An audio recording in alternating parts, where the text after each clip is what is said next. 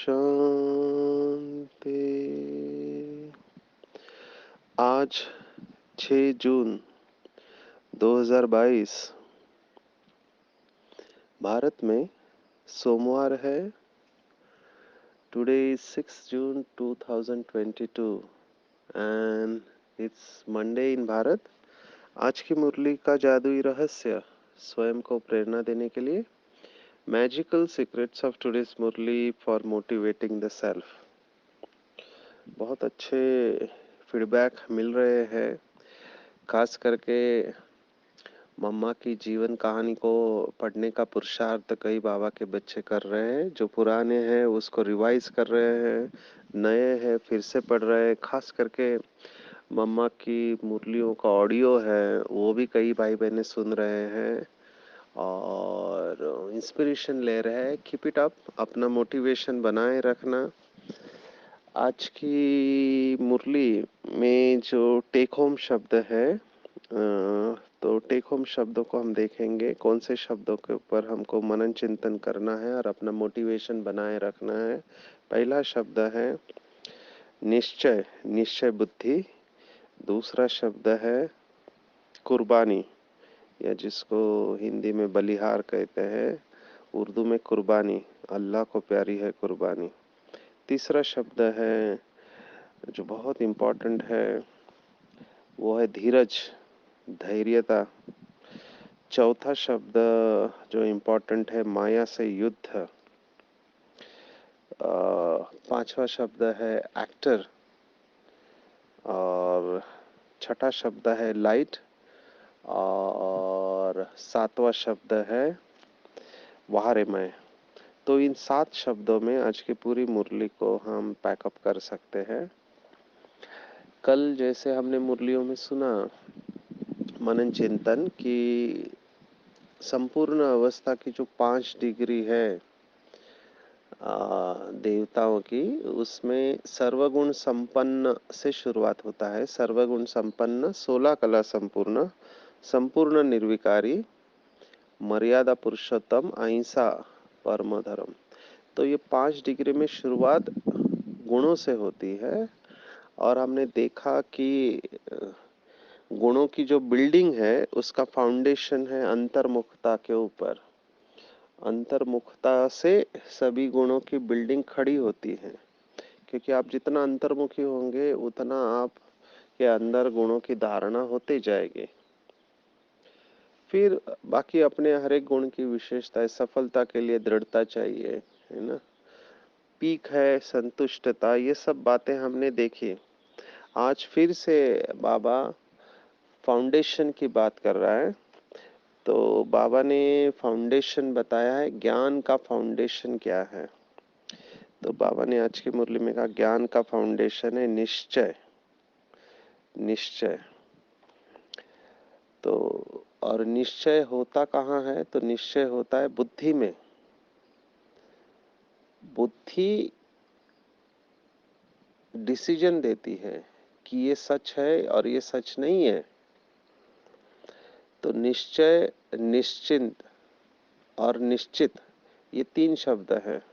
पहले भी हमने भगवत गीता में इसके बारे में देखा। निश्चयात्मक बुद्धि, ये शब्द सांख्य योग में आया हुआ है, 2nd chapter of Bhagavad Gita. तो निश्चयात्मक बुद्धि माना क्या? अंग्रेजी में कहते हैं सर्टन, माना मुझे पूरा निश्चय है कि ऐसा ही होने वाला है। तो इतना सर्टन है। तो ये सर्टनटी जो हम कहते हैं, ये सर्टनटी किस में होनी चाहिए? कि मैं वही कल्प पहले वाली आत्मा हूँ, ये वही बाबा है, ये वही ड्रामा है और ये वही ब्राह्मण परिवार है। इतना सर्टन होना चाहिए, इतना निश्चित हमको निश्चय होना चाहिए कि बाबा की हर एक बात में निश्चय होना चाहिए, हर एक बात में। तो हमने ये भी देखा कि जहाँ निश्चय है वहाँ संशय नहीं रह सकता, और जहाँ संशय है वहाँ निश्चय नहीं रह सकता। तो चेक करना चाहिए कि क्या मैं बाबा की हर बात में निश्चय बुद्धि बनकर चलता हूँ। और इसका प्रूफ है, अगर हम निश्चय बुद्धि है, हमारे बुद्धि ने डिसीजन लिया कि यही सच है, इसके अलावा और कुछ भी सच नहीं है, भगवान कह रहा है, तो फिर विजय हमारी निश्चित है। अगर हमारी विजय नहीं होती है, इसका मतलब हमारे निश्चय बुद्धि में परसेंटेज है, हिम्मत भी नहीं आएंगी, कुछ कर भी नहीं पाएंगे और बहाने देते रहेंगे। तो विजय क्यों नहीं हो रही है? क्योंकि निश्चय की कमी है। महारथियों की विशेषता बाबा सुनाते, महारथी माना निश्चय बुद्धि। तो अर्जुन के निश्चय में कमी हो गई थी, इसलिए वो अपने काका चाचा मामा के ऊपर बाण चलाने को तैयार नहीं था। लेकिन जैसे ही निश्चय हुआ, अर्जुन सब कुछ करने को तैयार हो गया। तो चेक करना चाहिए कि क्या हमको बाबा में निश्चय है, बाबा जो बताते हैं उन बातों में निश्चय है या संशय है। कल एक बहुत अच्छी यज्ञ की कहानी सुनने को मिली, तो वो आपके साथ शेयर कर रहे हैं। बाबा कैसे पेपर लेता था दादियों के। तो ये है निर्मल शांता दादी, जो ब्रह्मा बाबा की लौकिक बच्ची थी। तो उनको अस्थमा की बीमारी थी। आप सोचो, अभी तो आबू ऐसा है, लेकिन उस समय तो पूरा जंगल था, है ना, और सभी सुख सुविधा के साधन नहीं थे। तो ठंडी बहुत रहती थी, और सबसे ज़्यादा ठंडी आबू में जनवरी मास में होती है। तो आप ये सब विजुअलाइज करो, ठंडी के दिन है, जंगल है, और उस समय बड़ा यज्ञ नहीं, थोड़े ही भाई बहने हैं, और दादी की अस्थमा बढ़ने लगा। बहुत तकलीफ दादी को सांस लेने में हो रही है। तो बाबा के पास गए और बाबा को बताया कि निर्मल शांता दादी को सांस लेने में तकलीफ हो रही है, उसका अस्थमा बढ़ गया, और उस समय कोई डॉक्टर वगैरह नहीं। तो बाबा ने कहा ठीक है, ऊपर जाके पूछ के आओ ट्रांस में। तो एक बहन गई बाबा के पास और बाबा को पूछा क्या करना चाहिए बाबा, निर्मल शांता दादी का सांस फूल रहा है, उसको अस्थमा बढ़ गया है। तो बाबा ने कहा बच्ची को कहो बर्फ के पानी से स्नान करे। तो नीचे आई ये ट्रांस वाली आत्मा, और उसने जाके बाबा को सुना दिया कि बाबा ऐसे ऊपर से शिव बाबा ने मैसेज दिया है कि उसको बर्फ के पानी से स्नान कराना है। तो बाबा ने कहा ठीक है, जाओ दादी को कह दो कि ऐसे बर्फ के पानी से स्नान करना है। आप सोचो, अस्थमा है, अस्थमा है, और बर्फ के पानी से स्नान करना है, वो भी जनवरी का मास, ठंडी का मास। तो ये आत्मा गई और दादी को कहा कि बाबा ने ऐसे कहा है कि बर्फ के पानी से स्नान करना है। आप सोचो। तो दादी तैयार हो गई, बोला ठीक है, और दादी बैठ गई और बर्फ का पानी लाया, क्योंकि दादी ने सोचा अगर शरीर छूटा भी तो अभी भी बाबा के पास है, शरीर छूटा तो भी बाबा के पास ही जाएंगे। और तो दादी ने उस ब्राह्मणी को कहा कि ठीक है, आप डालो बर्फ का पानी, मैं तैयार हूँ। आप ये सीन को विजुअलाइज करो। और उस ब्राह्मणी की हिम्मत नहीं हो रही थी कि बर्फ का पानी डाले, फिर भी ऑर्डर है बाबा का, इसलिए उसने भी उठाया और दादी बैठी है तैयार। और जैसे ही वो बर्फ का पानी डालने जा रही है, तो बाबा ने उसकी बुद्धि को खींच लिया, वो ट्रांस वाली आत्मा। और बाबा ने उसको मैसेज दिया कि बच्ची को कहो कि निश्चय के पेपर में पास हो गई, बर्फ के पानी से स्नान करने की कोई जरूरत नहीं है। आप सोचो बाबा कितने कड़े पेपर इनके टेस्ट लेता होगा, कितना इनको पक्का किया है बाबा ने, कि कितना निश्चय बुद्धि होना चाहिए। आप सोचो हम उस जगह पे होते, ठंडी में हम सादे पानी में हाथ डालने से डरते हैं, इतना ठंडा पानी होता है। और उसमें बाबा ने कहा बर्फ के पानी से स्नान, वो भी अस्थमा का पेशेंट। कितना बड़ा पेपर, लेकिन दादी उसमें पास हो गई। ऐसे बहुत पेपर बाबा लेता था कि निश्चय के फाउंडेशन को पक्का करने के लिए। अभी अपने आप को देखना है कि क्या हम दादी के जगह पर होते तो हम पास होते। चेक करना है। एक ऐसी और घटना पहले भी सुनाई, बहुत वर्थ रिवाइजिंग है कि पांडव भवन में एक बार सांप घुस गया। अभी सांप है तो सभी इकट्ठा हो गए, सांप बीच में है, बाबा भी आ गए। तो बाबा ने एक भाई को कहा कि जाओ मटका लाओ। मटका लाया और बाबा ने उस भाई को कहा कि उस सांप को उठाओ, मटके में डालो। अभी वो सांप खड़ा है ऐसा, तो उसकी हिम्मत ही नहीं हो रही है, क्योंकि अगर काटेगा तो जहर चढ़ जाएगा, और जहर चढ़ गया माना मर गए। उस समय सभी सुख सुविधा नहीं थी, डॉक्टर्स वगैरह। तो बाबा ने देखा कि बच्चे की हिम्मत नहीं हो रही है, तो बाबा ने केवल एक ही शब्द कहा उस बच्चे की तरफ देख के, कौन कह रहा है। जैसे ही उसने सुना कि कौन कह रहा है, उसको समझ में आ गया वो क्या गलती किया। उसने उठाया सांप को, मटके में डाला और जाके जंगल में बाहर छोड़ के आ गया। तो हमको भी अपने आप से ये पूछना है कि क्या हम ये जानते हैं कि कौन हमसे कह रहा है, कौन किससे मिलने आया है, कौन हमको ये श्रीमत दे रहा है। जब उस ऊंचाई से, उस गहराई से इस ज्ञान को समझेंगे तो मुझे नहीं लगता है कोई हमको कठिनाई आनी चाहिए। बिल्कुल निश्चय पक्का, कौन कह रहा है हमको, किसने हमको चुना है। Highest authority, world almighty authority कहते हैं उसको, जिसकी महिमा में ऐसा गायन है कि सागर को शाही बनाओ, जंगल को कलम बनाओ, और स्वयं ज्ञान की देवी सरस्वती लिखने को बैठे तो भी उसकी महिमा पूर्ण नहीं हो सकती। सभी शास्त्रों ने उसकी महिमा गाई है, सभी धर्म स्थापकों ने उसकी महिमा गाई है, फिर भी उसको समझ नहीं पाते। ऐसे हाईएस्ट ऑलमाइटी अथॉरिटी वो हमको कह रहा है, और उसके बाद हम कहते बाबा ये कैसे होगा, मेरे से तो होता नहीं है, वगैरह वगैरह। तो इसका मतलब है आपको ये निश्चय ही नहीं है कि कौन कह रहा है, क्योंकि एक बार बाबा ने कह दिया उसके बाद 100% वो आना चाहिए। यहीं पर मम्मा ने नंबर लिया, बाबा का कहना और मम्मा का धारण करना। अंडरलाइन करो, बाबा का कहना और मम्मा का धारण करना। तो बाबा ने आज की मुरली में दो शब्द इस्तेमाल किया, समझना और निश्चय करना। तो क्या समझना है और फिर क्या निश्चय करना है। तो समझना है अंतिम समय है, सभी आत्माएं जितने भी है सबका हिसाब किताब चुकता होकर सभी मच्छरों के सदृश वापिस जाएंगे। जिसको ये बात समझ में आ गई उसको छोड़ना बहुत इजी है। कई लोग छोड़ नहीं पाते, कैसे छोड़े। तो बाबा ने छोड़ने की युक्ति बताई है कि अंतिम जन्म है। देखिए ब्रह्मा बाबा ने कैसे छोड़ा, रियलाइज किया ना ये सब जाने वाला है, जो पहले भी हमने देखा कब्रिस्तान है। पर इसमें छोड़ना माना मन और बुद्धि से छोड़ना। हो सकता है आप स्थूल छोड़ो, लेकिन मन बुद्धि से पकड़ के रखो तो उसका कोई फायदा नहीं।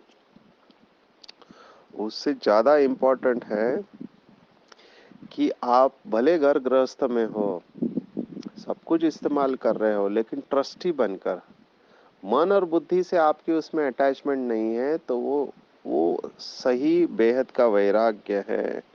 और ऐसे बच्चे जो बाबा के ऊपर बलिहार जाते हैं, उनके देखकर बाबा को बहुत खुशी होती है, क्योंकि यही बच्चे बाबा को प्रत्यक्ष करने वाले, और यही बच्चे हैं जो हर विपरीत परिस्थिति में अचल अडोल रहते हैं। और इनका ही गायन है, अंगत समान अचल अडोल आत्माएं।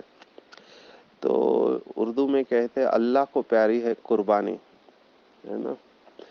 तो कुर्बानी कौन सी देनी है हमको, बलि चढ़ना माना कुर्बानी देना।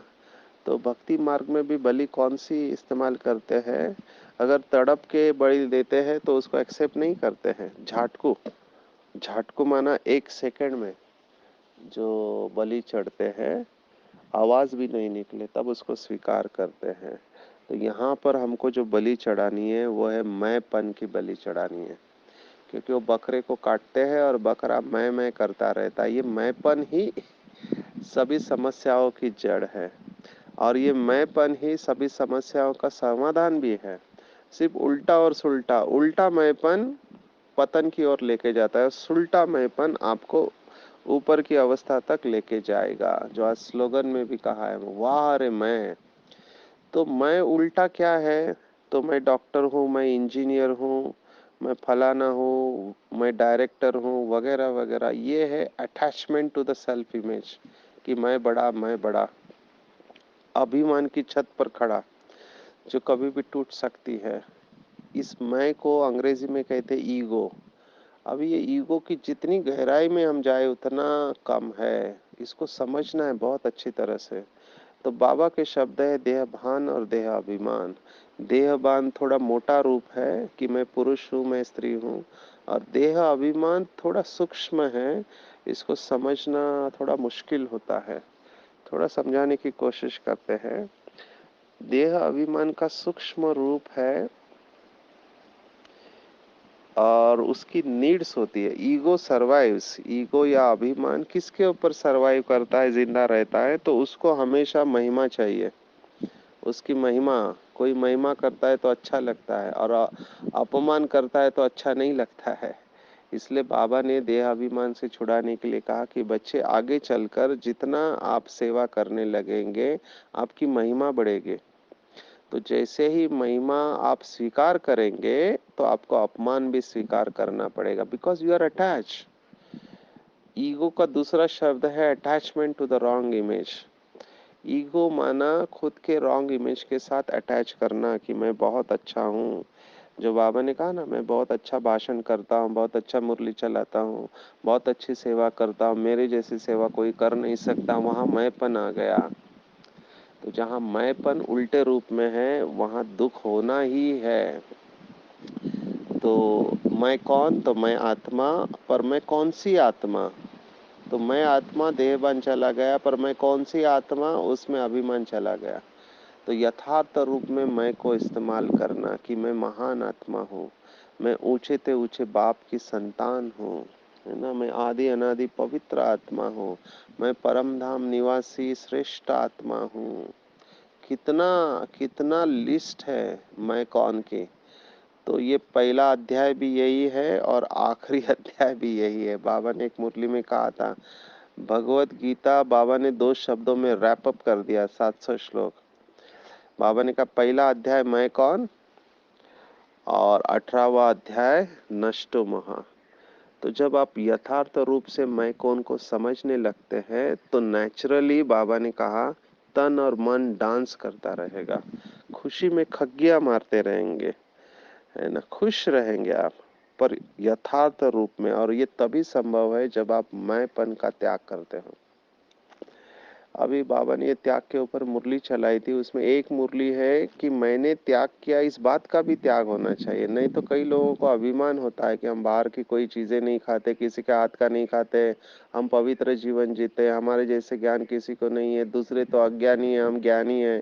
ये सब अभिमान में आ सकता है, इसका भी त्याग होना चाहिए। और बाबा ने कहा बच्चों का त्याग दिखाई देता है लेकिन भाग्य दिखाई नहीं देता है।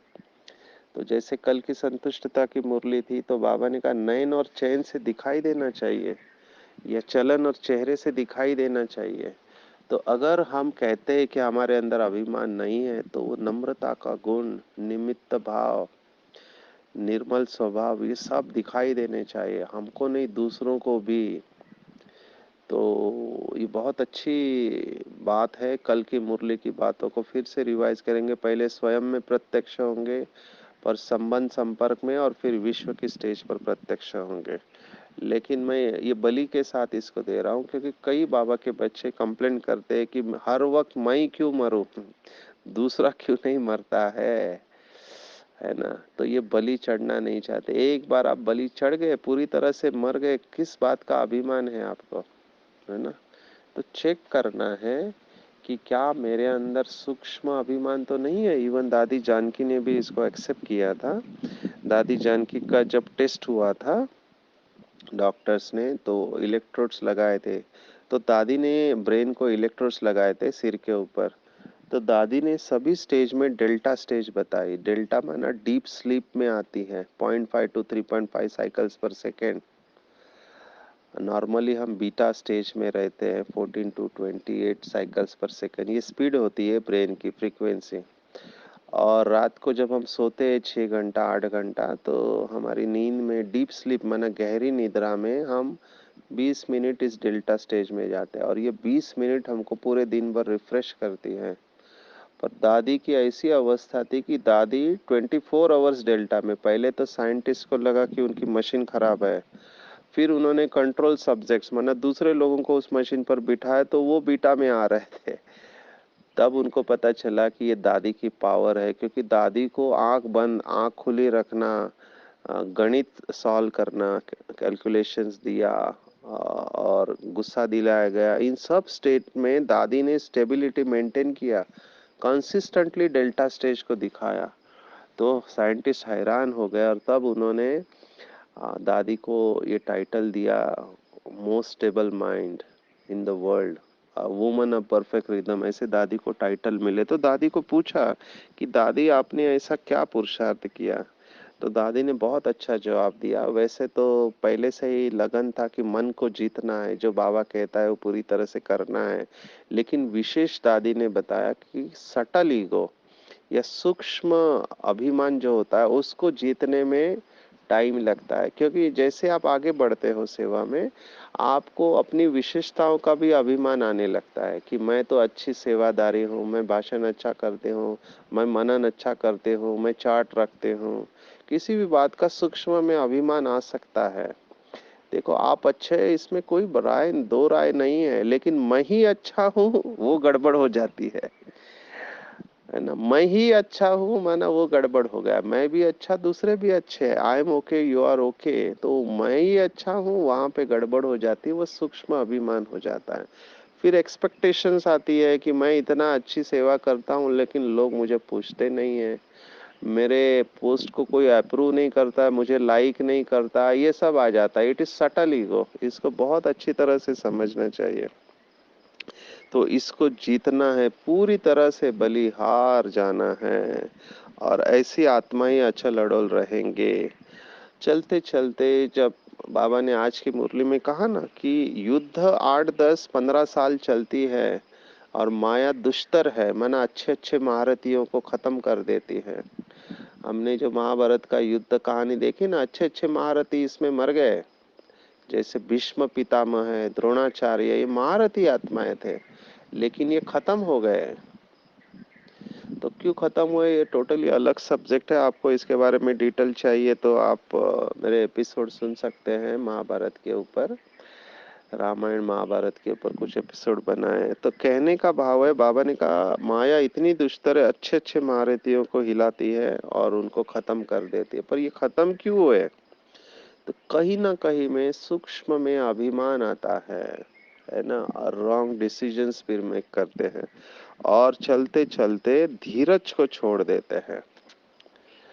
तो ये धीरज बहुत बड़ा गुण है, और इस समय मैं देख रहा हूँ, खास करके हो सकता है मेरे पास मानसिक रुग्ण ज्यादा आते हैं। Impatience is the quality of mentally disturb souls. Impatient, अधीर हो जाते हैं, और अच्छे अच्छे लोग धीरज छोड़ देते हैं। धैर्यता एक बहुत बड़ा गुण है। हमने पहले भी भगवत गीता में देखा कि जब कामना पूर्ण होती है तो लोभ आता है, और जब कामना पूर्ण नहीं होती है तो क्रोध आता है ना। तो काम क्रोध लोभ, इन तीनों का कनेक्शन हमने देखा, और तीनों को नरक का द्वार कहा है। तो यहाँ पर इसलिए हमको धैर्यता बनाए रखना चाहिए, धैर्यता को कभी छोड़ना नहीं चाहिए। बहुत बड़ा दिव्य गुण है धैर्यता। हर चीज अपने टाइम पर होती है। कल एक आत्मा मिली, वो चाहती कि मैं जल्दी जल्दी कर्मातीत बनना चाहता हूँ। अभी बाबा ने कहा इतने सालों से आत्माएं पुरुषार्थ कर रहे हैं, आप जल्दी जल्दी कैसे कर सकते हैं? आपको स्टेप बाय स्टेप ही जाना पड़ेगा। भले आपकी स्पीड अच्छी है, लेकिन it will take time, it will take time, आपको एफर्ट्स करना पड़ेगा। तो पेशेंस को मत छोड़िए, क्योंकि बाबा ने कहा लास्ट स्टेज तक माया आती रहेंगी, क्योंकि कर्मातीत बन गए तो आप यहाँ से शरीर छोड़ना पड़ेगा। शरीर है मतलब माया आएगी, है ना, परसेंटेज में आते रहेगी। और बहुत काल का अभ्यास चाहिए। 3 शब्द जो बाबा ने दिए थे हमको, उसके ऊपर चिंतन करना चाहिए। 3 शब्द कौन से थे? मुझे बहुत, मेरे पर्सनल फेवरेट है, अचानक, एवर रेडी और बहुत काल का अभ्यास। जब आदरणीय जगदीश भाई ने शरीर छोड़ा था तब बाबा ने ये 3 शब्द कहे थे। इवन हमारी एक दादी, चंद्रमणि दादी थी, उसके बाद भी बाबा ने कहा, अचानक का पाठ चालू हो गया। तो सब कुछ, जो कुछ भी होना है अचानक होना है, इसलिए हमको एवर रेडी रहना है। कभी भी हमको बुलावा आ सकता है। और बहुत काल का अभ्यास चाहिए। बहुत काल का जिसका अभ्यास होगा वही अंत में पास हो जाएंगे। तो पिछाड़ी में बाबा ने का रिजल्ट निकलेगी कि किसने कितना माया को जीता है। तो बाबा ने कहा इसके लिए जितना हो सके घर को याद करना है, वाणी से परे रहना है, और तभी हमारे बुद्धि में खुशी रहेगी कि हम हीरो एक्टर है। आज और एक बात बाबा ने कही कि चलते फिरते उठते बैठते ये ध्यान रखो कि मैं एक्टर हूँ। मैं एक्टर हूँ। एक्टर को पता होता है कि एक्ट पूरा करके मुझे घर जाना है ना। वो स्टेज पर 3 घंटे का नाटक होता है, उसको पता होता है कि अब ये पूरा होगा, मुझे वापस जाना है, ये मेरा घर नहीं है। तो इसका ही दूसरा भाव है कि मैं इस पुरानी दुनिया में मेहमान हूँ, महान हूँ। तो उनको हमेशा ध्यान में रहता है जाना है, जाना है। तो जिसको जाना है ये याद रहता है, उसकी बुद्धि में अटैचमेंट नहीं रहती, क्योंकि उसको पता है जाना है। जिसको लौकिक में भी भक्ति मार्ग में कहते हैं कि हमेशा तैयार रहना चाहिए, है ना, जाना है। जिसको अपनी मौत का पता है, जिसको अपनी मौत का पता है कि एक दिन ये सब छोड़ के जाना है, तो क्यों मन और बुद्धि में ये सब झरमुई झगमुई की बातें या जो भी हम निगेटिव बातें रखते, क्यों चीजों को पकड़ के रखना? जाना है तो जाना ही है, तो क्यों ना सबकी दुआएं और आशीर्वाद लेके जाए। गुस्सा और झगड़ा क्यों लेकर जाए, निगेटिव फीलिंग्स क्यों लेकर जाए? सबको माफ करो ना, छोड़ दो। जो बातें हमको तकलीफ दे रहे हैं उनको छोड़ दो, पकड़ने का कोई मतलब नहीं है। क्योंकि ये ड्रामा पूरा निर्दोष है, इसमें किसी का कोई दोष नहीं है। तो मालिक बनकर जाना है, ये ध्यान में रखो। बाबा ये फिर से कह रहा है। बाबा ने कहा है अवस्था को अगर पावरफुल रखना है तो ये याद रखो कि हम एक्टर है। अभी हमारा पार्ट पूरा हो रहा है, अभी हमको घर जाना है और वापस सतयुग में आना है। कांटे से फूल बनने का पुरुषार्थ करना है। और माया अंतिम समय तक आएगी, लेकिन युद्ध करना है, बाबा ने कहा। भगवत गीता का ये श्लोक कई लोग याद करते हैं, मैं भी इसको रिवाइज करता रहता हूँ। हतो वा प्राप्स्यसि स्वर्गम जीत्वा वा भोक्ष्यसे महीम् तस्मात् उत्तिष्ठ कौन्तेय युद्धाय कृत निश्चया। ये संस्कृत शब्द है। युद्धाय कृत निश्चय माना निश्चय करो कि मुझे युद्ध करना है। जो दादी निर्मल शांति का अनुभव सुना ना, अभी भी बाबा क्यों, मरने के बाद भी बाबा के पास ही जाऊंगी, है ना। तो यही बात भगवत गीता में भी कही, अगर जीतोगे तो स्वर्ग का राज्य और मरोगे तो स्वर्ग में राज्य प्राप्त करोगे। इसलिए युद्ध करो हे अर्जुन।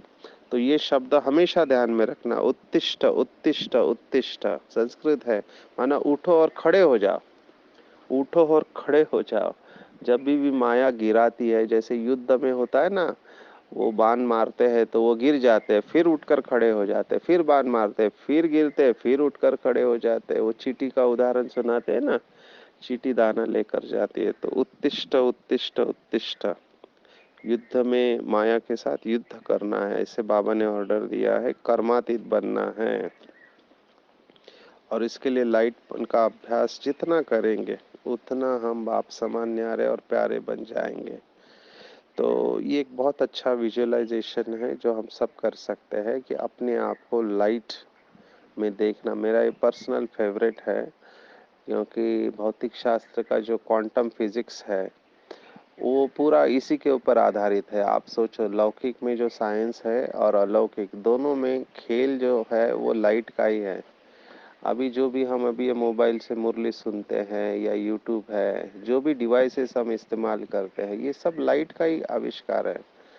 तो लाइट है इसलिए हम सब अभी, जैसे मैं इंडिया में बैठा हूँ, अभी मधुबन में हूँ, ज्ञान सरोवर में, और कोई लंदन, अमेरिका, कनाडा में मुरली सुन रहा है ना। ये किसके वजह से हो रहा है? ये लाइट की वजह से हो रहा है ना।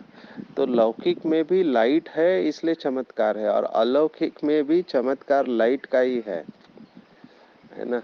तो बाबा ने हमेशा कहा है कि साइंस का फाउंडेशन है साइलेंस की शक्ति। तो आध्यात्मिक लाइट से ये फिजिकल लाइट भी चलती है ना, उसका आधार भी वही है।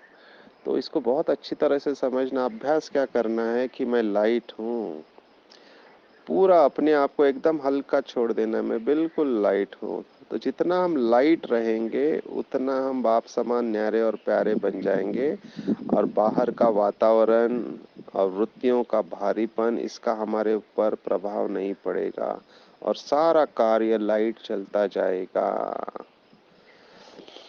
और तभी हम यथार्थ रूप में अलौकिक नशे में रहेंगे, और वाहरे मय का गीत गा चलता रहेगा, तन और मन से नेचुरल डांसिंग स्टेज होगी। ये कापारी खुशी बाबा ने कहा, या मौलाई मस्ती कहा हुआ है, अलग अलग शब्द है। तो हमेशा ये फील करे कि मैं लाइट हूँ, लाइट के कार में हूँ, मैं लाइट हूँ, मैं लाइट के कार में, I am totally relax and peaceful. आज 6 जून 2022, आज की मुरली के ऊपर मेडिटेशन। अपने आप को बिल्कुल हल्का छोड़ देंगे, सिर से लेकर पाँव के अंगूठे तक संपूर्ण शरीर बिल्कुल रिलैक्स, रिलैक्स, लेट गो। महसूस करेंगे कि मैं लाइट के कार में एक दिव्य प्रकाश हूँ, मेरे चारों तरफ लाइट है, और मैं स्वयं भी एक लाइट हूँ। मैं बिल्कुल हल्की हूँ, और मुझसे लाइट चारों तरफ फैल रही है। परमात्मा शिव बाबा, वो भी लाइट है, पर वो महाज्योति है, रूप में बिंदु और गुणों में सिंधु है, और उससे अविनाशी लाइट मेरे अंदर समाते जा रही है। एक लाइट विजुअलाइज करेंगे, आकाश से मेरे तरफ आ रही है और मेरे अंदर समाते जा रही है, और जैसे ही अविनाशी परमात्मा की लाइट मेरे अंदर आ रही है, मेरा प्रकाश और बढ़ते जा रहा है, इंटेंसिटी, प्रकाश की तीव्रता बढ़ते जा रही है। जैसे बल्ब जितने ज्यादा वोल्टेज का होगा उतना ज्यादा पावर लाइट देगा, वैसे मेरी पावर बढ़ते जा रही है। मेरी लाइट चारों तरफ फैल रही है, और मैं बिल्कुल हल्का होते जा रहा हूँ। मैंने महसूस किया कि मेरा अब घर जाने का टाइम है। मैं इस पुरानी दुनिया और पुराने शरीर में मेहमान हूँ, मैं एक्टर हूँ, मैं अपना रोल प्ले कर रही हूँ। मुझे पूर्ण निश्चय है बाबा के ऊपर और बाबा की बातों के ऊपर कि ये अंतिम जन्म है, थोड़ा समय बचा है, मुझे भरपूर होकर बाबा के पास घर जाना है और वापस सतयुग में आना है। इसलिए मैं बाबा के ऊपर पूरा पूरा बलिहान हूँ। धीरज रखना मेरे लिए बहुत सहज है। मुझे किसी से भी कोई भी शिकायत नहीं है, क्योंकि बाबा मिला, सब कुछ मिला। मुझे अलौकिक नशा है कि बाबा ने मुझे चुना है, इसलिए मैं हमेशा खुशी की डांस करते रहती हूँ। मेरा निश्चय पक्का है कि मैं कल्प कल्प की विजयी रतन हूँ, लाइट हाउस और माइट हाउस हूँ। अकाल तख्त नशीन सो परमात्मा के दिल तख्त नशीन महान आत्मा हूँ। मैं बिल्कुल रिलैक्स हूँ, पीसफुल हूँ। मुझे बहुत हल्का लग रहा है, बहुत हल्का, शांत और रिलैक्स। ओम शांति शांति शांति। सर्वशक्तिवान बाप हमेशा मेरे साथ है। उसने अपना वरदानी हाथ मेरे सिर के ऊपर रखा है। बाप दादा मुझे पावरफुल दृष्टि दे रहे हैं। बाबा के आंखों से तेज लाइट मेरे अंदर समाते जा रही है और मैं बिल्कुल लाइट होता जा रहा हूँ, बिल्कुल लाइट। बाबा के ऊपर मेरा निश्चय पक्का होता जा रहा है। बाबा मुझे वरदान दे रहा है कि बच्चे, तुम कल्प कल्प के विजयी रतन हो। तुमने हर कल्प माया के साथ युद्ध में विजय हासिल की है। तुम माया जीत, कर्मेंद्रिय जीत और प्रकृति जीत आत्मा हो। तुम्हारी विजय निश्चित है, इसलिए निश्चिंत रहो, क्योंकि मैं हमेशा तुम्हारे साथ हूँ। मेरी सर्व शक्तियाँ हमेशा तुम्हारे साथ है। बाबा से वरदान प्राप्त होकर मैं बहुत खुश हूँ और नेचुरली तन और मन की डांस कर रही हूँ। बाबा को दिल से धन्यवाद दे रही हूँ। मेरा बाबा, मीठा बाबा, प्यारा बाबा, दुलारा बाबा, सच्चा बाबा और अच्छा बाबा, दयालु बाबा, कृपालु बाबा, वाह बाबा, शुक्रिया बाबा, शुक्रिया। अच्छा, ओम शांति।